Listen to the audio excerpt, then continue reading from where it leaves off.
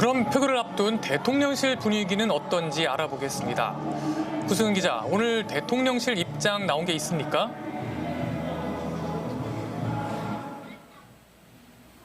네, 대통령실은 별다른 입장을 밝히지 않은 채 국민의힘 의원총회 등 국회 상황을 예의주시하고 있습니다. 지난주와 달리 이번엔 여당 내 이탈표가 나올 것으로 예상되며 탄핵안 가결 가능성에 대비하고 있는데요. 정진석 비서실장 등 고위급 참모들은 주말인데도 출근해 향후 대응책을 논의하고 있는 것으로 전해졌습니다. 대통령실 직원들은 말을 아끼고 있지만 탄핵안 가결 가능성이 높다고 보고 향후 입장을 낼지 여부 등을 검토하고 있는 것으로 전해졌습니다. 윤 대통령은 그제 담화 녹화를 위해 잠깐 대통령실로 출근한 것을 빼곤 내내 관저에 머무르고 있는 것으로 알려졌습니다.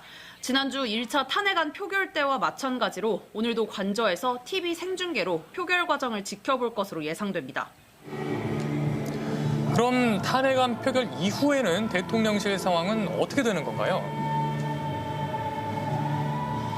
네, 만약 윤 대통령에 대한 탄핵소추안이 국회에서 통과된다면 탄핵소추 의결서가 대통령실에 전달되는 즉시 대통령의 직무는 정지됩니다. 이후 한덕수 국무총리의 대통령 권한대행 체제로 전환되며 헌재는 최장 180일 동안의 심리에 착수하게 되는데요. 다만 대통령 신분은 그대로기 때문에 업무 추진비를 제외한 월급을 받고 관저 생활과 경호 등 예우도 변하지 않습니다. 담화에서 비상계엄은 통치 행위라고 못 박은 윤 대통령은 법리 다툼 준비에 본격 돌입할 걸로 보입니다. 탄핵안이 부결되거나 지난주처럼 의결 정족수를 채우지 못해 폐기된다면 윤 대통령은 대통령으로서 모든 권한을 유지하게 됩니다. 하지만 야당이 매주 탄핵안 발의를 예고한 만큼 이럴 경우 전국 혼란은 심화될 걸로 보입니다. 대통령 직무가 정지되면 한덕수 국무총리가 대통령 권한을 대행하게 될 텐데요. 총리실 분위기는 어떻습니까? 네, 총리실 직원들도 정부 서울청사에 출근해 탄핵안 가결 상황에 대비하고 있는데요.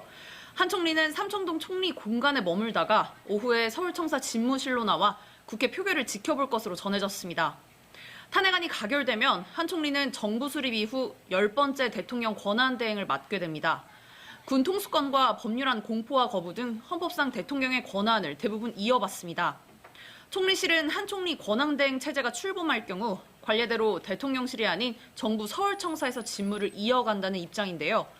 다만 한 총리 역시 내란 혐의 피의자 신분이고 민주당이 탄핵을 추진을 예고한 상황이라 업무를 이어가기 어려울 거란 관측도 나옵니다. 지금까지 대통령실에서 전해드렸습니다.